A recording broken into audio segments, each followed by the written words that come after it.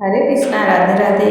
भादो मास की चतुर्थी तिथि गणेश चौथ की व्रत कथा इस वीडियो में आपको दो व्रत कथा कहकर सुनाऊंगी। बोलिए श्री कृष्ण भगवान की जय, गणपति महाराज की जय। बहुला चौथ संकष्टी चतुर्थी व्रत कथा।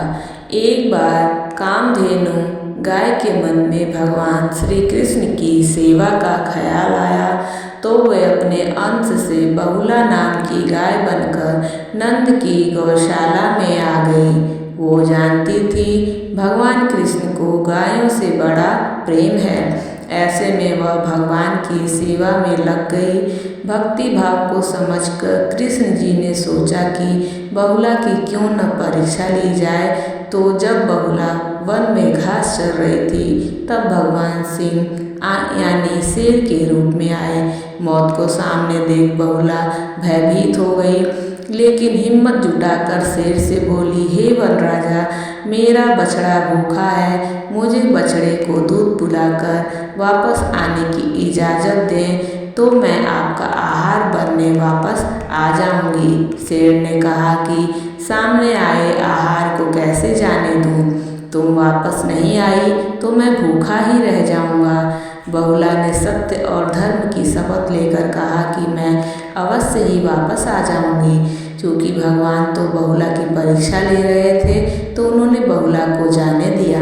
बहुला घर आई और अपने बछड़े को दूध पिलाया और उस पर अपना खूब स्नेह लुटाया, प्रेम लुटाया। फिर वह वन में वापस आ गई। बहुला की सत्य निष्ठा देखकर सिंह रूपी कृष्ण भगवान बेहद प्रसन्न हुए और अपने वास्तविक रूप में आकर कहा, हे बहुला, तुम परीक्षा में सफल हो गई हो।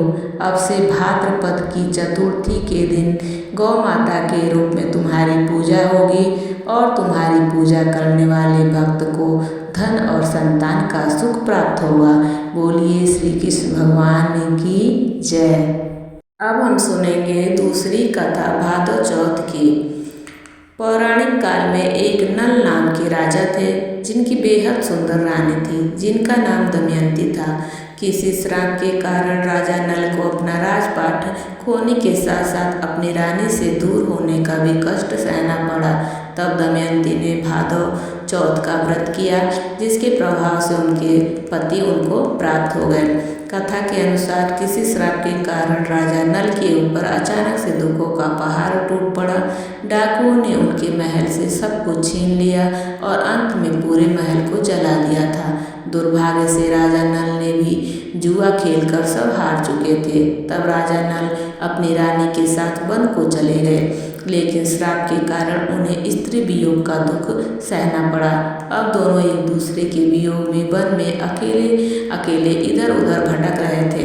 एक दिन रानी दमयंती को वन में महर्षि सरभंग के दर्शन हुए।